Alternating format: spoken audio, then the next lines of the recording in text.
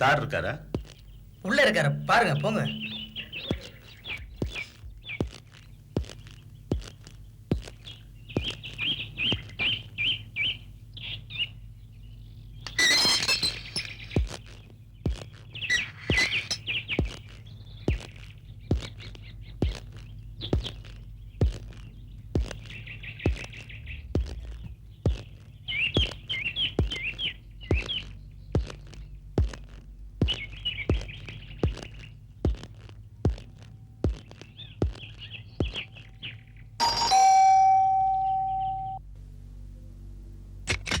வா சிவா வா.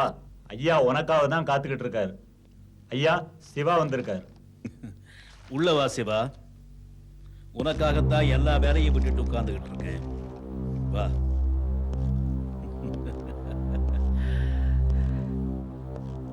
இப்படி உட்கார். சிவா, பிளானல் ஒழுங்கா இருக்கா? கரெக்டா போட்டியா? அப்புறம் ஒரு முக்கியமான சமாச்சாரம் சிவா. பரவாயில்ல, மரியாதை மனசுல தான் இருக்கணும். உட்கார்.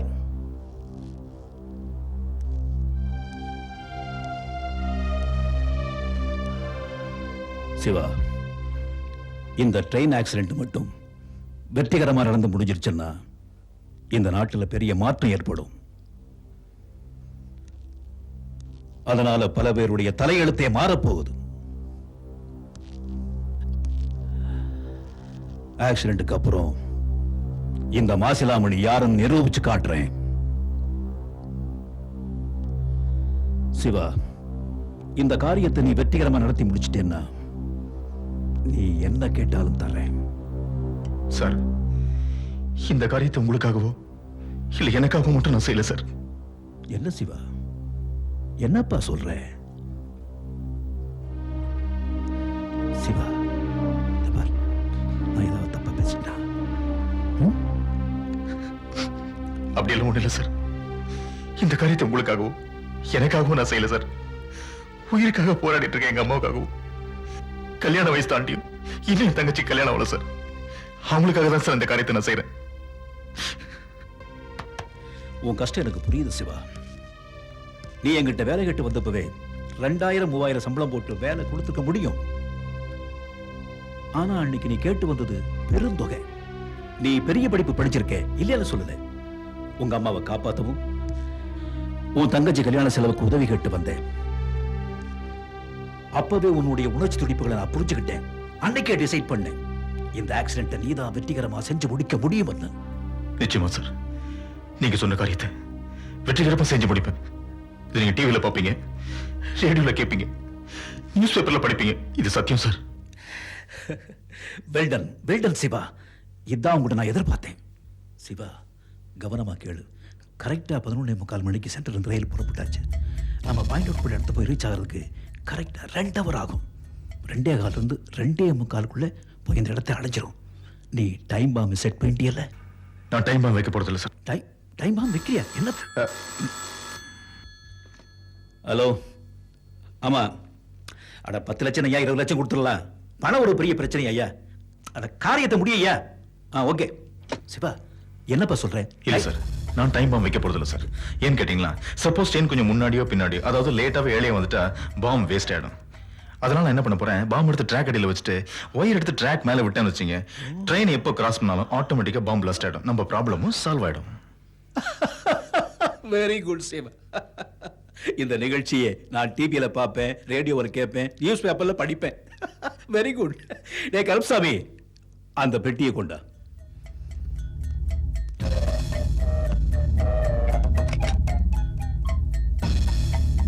சிவா, இதுல 2 லட்சம் ரூபாய் பணம் இருக்குது. காரியத்தை கரெக்டா முடிச்சிட்டேன்னா மிச்ச பணத்தை அப்புறம் கொடுத்துட்றேன். உங்க அம்மாவை பத்தி கவலைப்படாதே. என்ன செலவானாலும் சரியே, அவங்க உயிரை நான் காப்பாத்துறேன். உன் தங்கச்சி கல்யாணத்தையும் சிறப்பா நடத்தி வைக்கிறேன். காரியத்தை கரெக்டா முடிச்சிடுறேன். All the best. Thank you sir.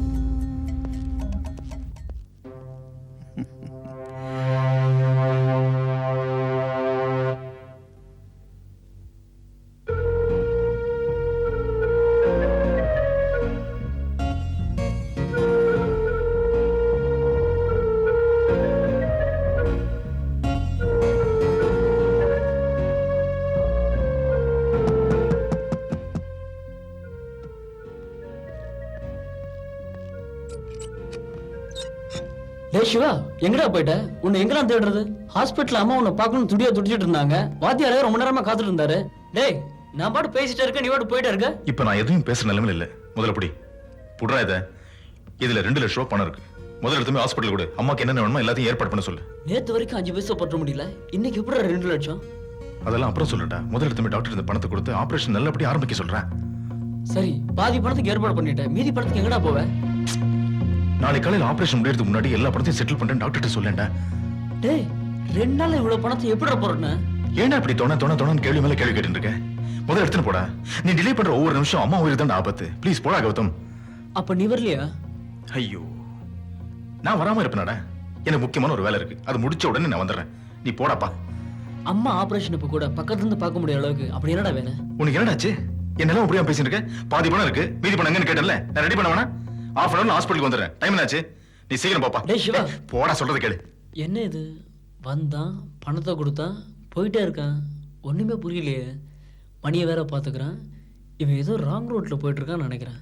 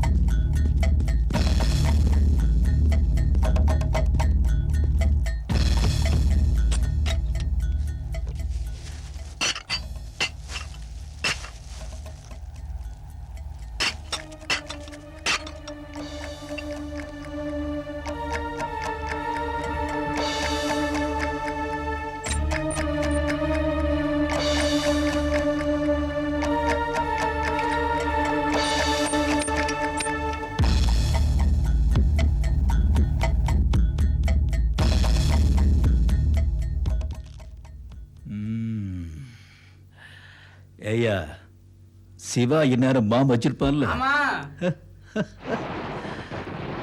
அம்மூர்த்தி அவளைய பாரு, புஷ்வானா, பூச்சி பட்டாசு, மத்தாப்பு. நாம தாயா உண்மையிலேயே பாம்பு வைக்கணும். என்ன உங்க ஸ்பெஷாலிட்டி அதுதானே?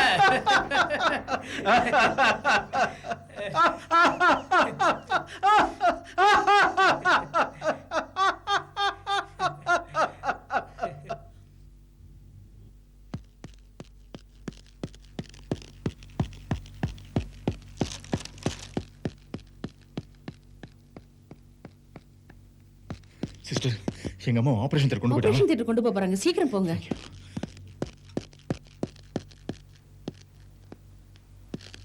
டேய் சிவா. அம்மா எங்கடா?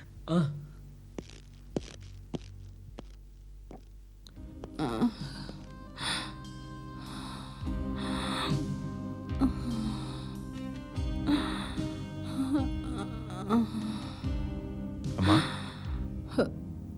அம்மா. சிவா, என்ன விட்டு எங்கப்பா போன? நான் எங்கம்மா போனேன்? உன் பக்கத்துல தானே இருக்கேன். நான் போக போற நேரத்துல எதுக்கப்பா இப்படி செலவு பண்ற? அப்படி எல்லாம் பேசாதம்மா. நான் நல்லபடியா இருக்கும் போதே உன் தங்கச்சிக்கு கல்யாணம் பண்ணி வைக்கணும்னு ஆசைப்பட்டேன்.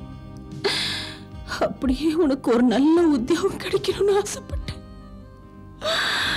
எனக்கு பண்ண போற செலவு எல்லாம் வச்சு உன் தங்கச்சிக்கு ஒரு நல்ல இடத்துல கல்யாணம் பண்ணி வைப்பா. இந்த நேரத்துல நீங்க இப்படி எல்லாம் பேசணும். இன்னும் 1 மாசம் உங்களுக்கு எல்லாம் குணமாயிடும். உங்க கண்ணு முன்னாடி தங்கச்சிக்கு ஒரு நல்ல மாப்பிள்ளைய பார்த்து கல்யாணம் பண்ணி வைக்கிறேன். எனக்கு ஒரு நல்ல வேலை கிடைக்கும். நீ ஒன்றும் worry பண்ணாதீங்கம்மா. நீங்க தைரியமா ஆபரேஷன் போங்க.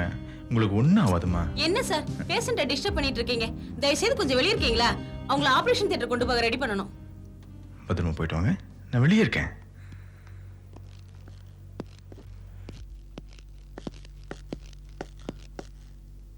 விவரமா சொல்றேன்னு சொன்னல, இப்போ சொல்லு, இந்த பணம் எப்படி கிடைச்சது? இது நாள் வரைக்கும் உனக்கு எனக்குள்ள எந்த ரகசியமும் கிடையாது. ஆனா இப்போ என்கிட்ட சொல்ல பிடிக்கல. ஏன் அப்படியெல்லாம் பேசுற? அப்ப சொல்றா. மாசிலாமணி சார் கொடுத்தாரு. என்ன மாசிலாமணி?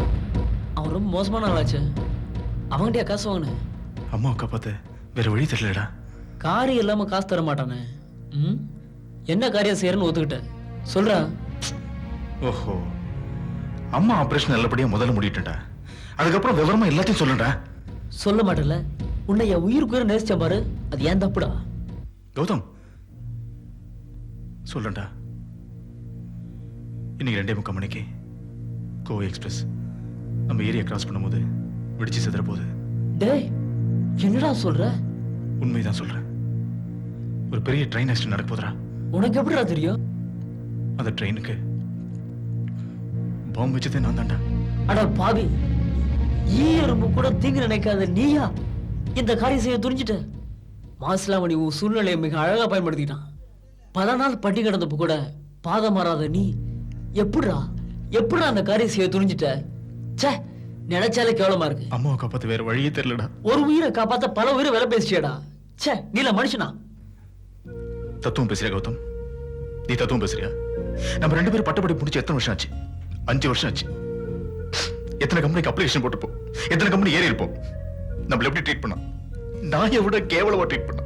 இந்த சமுதாயத்துக்கு பணம் தான் முக்கியம். அந்த பணம் மாத்திரம் இருந்திருந்தா என் தங்கச்சிக்கு 5-6 வருஷத்துக்கு முன்னாடி கல்யாணம் பண்ணிருப்பேன். அவளும் சந்தோஷமா இருந்திருப்பா. என் தங்கச்சி வயசுல இருக்கவங்க குழந்தைய பத்திட்டு சந்தோஷமா இருக்கு. ஆனா என் தங்கச்சி அந்த கல்யாண கடவுளையே ஏங்கிட்டு இருக்காடா. நானும் எங்கெங்கயோ ட்ரை பண்ணி பார்த்தேன், என்னால முடியலையே. இந்த பணம் இருந்தாலும் எங்க அம்மாவை காப்பாற்ற முடியும், என் தங்கச்சி கல்யாணம் பண்ணி வைக்க முடியும். இந்த சமுதாயத்துல பணம் மட்டும் இல்ல, we are nothing. இந்த சமுதாயத்துல யார நம்ம கருணை காமிச்சு? அப்பேற்பட்ட சமுதாயத்துக்கு நம்ம என்ன கருணை காட்டணும்? போடாடே போட்டா. உன் முடிவை நீ சொல்லிட்ட, என் முடிவை கேட்டுக்க. கட்டின புடவையோட உன் தங்கச்சியை நான் கல்யாணம் பண்ணிக்கிறேன். உன் அம்மாவை காப்பாற்ற வேண்டியது என் பொறுப்புடா. கேக்குறது நல்லா தானே இருக்கு. முடியாதுடா, காலம் கடந்துருச்சு. இல்ல சிவா, ப்ளீஸ் இல்ல. எப்படியாவது ட்ரெயின் ஆக்சிடென்ட் தடுக்கணும் ப்ளீஸ். எனக்காக 5 நிமிஷம் மேல வெயிட் பண்ணு, நான் வந்துடுறேன். எனக்காக 5 நிமிஷம் வெயிட் பண்ணு சிவா, வந்துடுறேன்.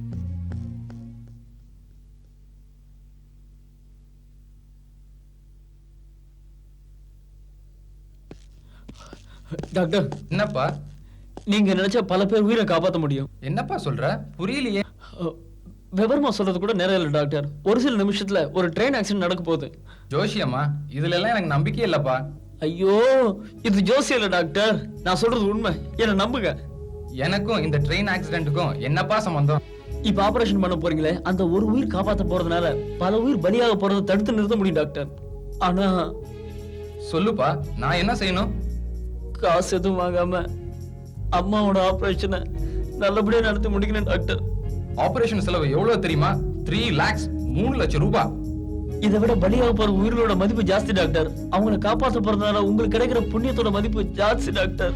இதனால என் ஃப்ரெண்டு ஒரு விபரீதமான முடிவுக்கு வந்துட்டான் டாக்டர். அவன்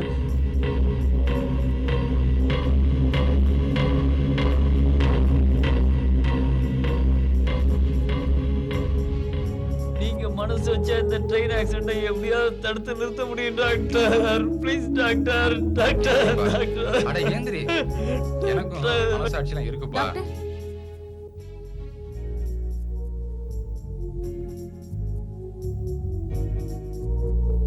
டாக்டர்ஸ் எல்லாம் உங்களுக்காக வெயிட் பண்ணிட்டு இருக்காங்க. கவலைப்படாதப்பா, நீ நினைச்சபடியே எல்லாம் நல்லபடியா முடியும். Thank you doctor. அங்கிள், உங்களுக்கு டெலிகிராம் வந்திருக்கு. எனக்கா? தேங்க்யூ.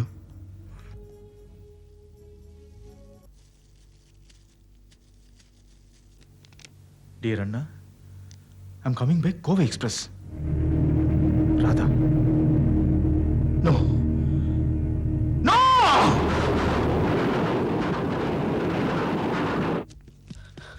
சிவா, கௌதம், இங்க பாரு. என் சிஸ்டர் டெலிகிராம் கொடுத்துருக்கடா. She is coming by Kovai Express, அமே. நான் யாருக்கா கஷ்டப்படுறணும்? நான் பாம்பு வச்சு ட்ரெயின் அவளே வந்துட்டு இருக்கடா. இந்த டெலிகிராம் யாரா கொடுத்தா? அம்மாவுக்கு ஆபரேஷன் நான் தான் டெலிகிராம் கொடுத்தேன்.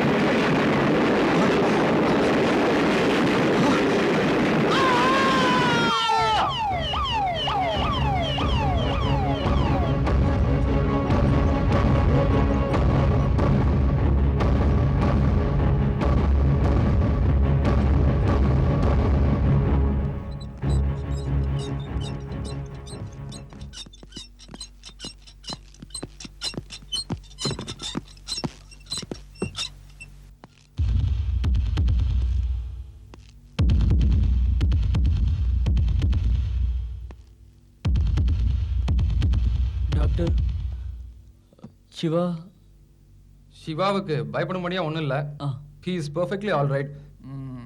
ஆனால் ஆனா டாக்டர் ஒரு காலை எடுக்க வேண்டியதாயிருச்சு சிவா. சிவா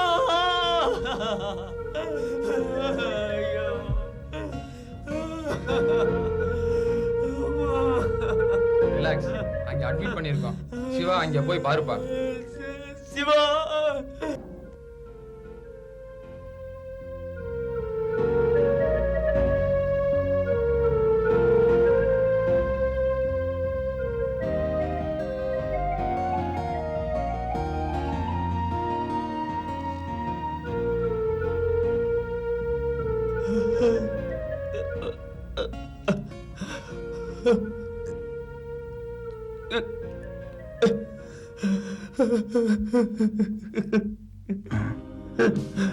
கௌதம், ஏன்டா அழற?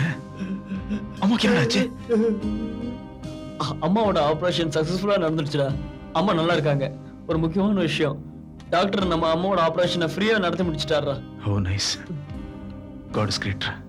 ஆமா, தங்கச்சிங்க இங்கதான் நான் வந்துட்டு இருக்கா. கௌதம், உன்னை கவனிச்சியா? நான் செஞ்ச பாவத்துக்கு நானே தண்டனை அனுபவிச்சுட்டு இருக்கேன்.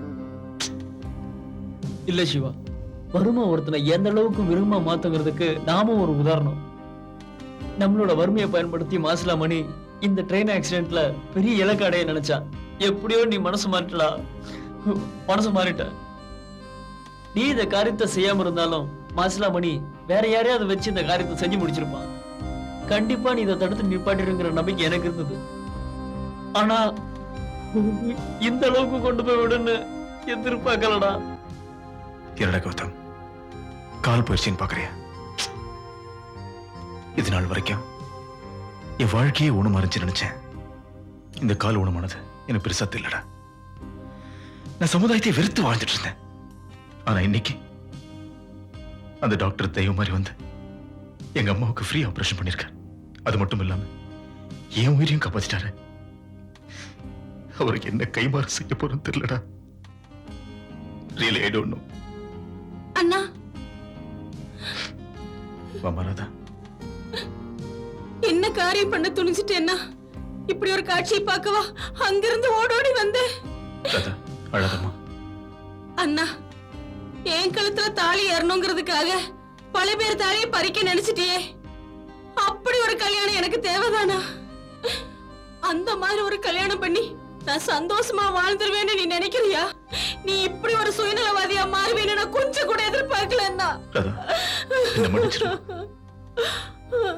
வேலை கிடைக்கலன்னு ஒரே காரணத்துக்காக என்னையே தாழ்த்திக்கிட்டு இந்த சமுதாயத்தை வெறுத்து வாழ்ந்துட்டு இருந்தேன். ஆனா இந்த ட்ரெயின் ஆக்சிடென்ட் என் வாழ்க்கையை மாத்திருச்சு. இப்பதான் நான் வாழணும்னு ஆசைப்படுறேன். கௌதம், நம்ம வாழணும்டா, நம்ம வாழ்ந்து காட்டணும்டா. கோவை எக்ஸ்பிரஸ் ரயிலுக்கு குண்டு வைக்க தூண்டிய மாசுலாமணியையும் அவருடன் செயல்படும் அனைத்து தீய சக்திகளையும் கைது செய்து காவலில் வைக்க இபிகோ 115, 120B செக்ஷன் படி உத்தரவிடுகின்றேன்.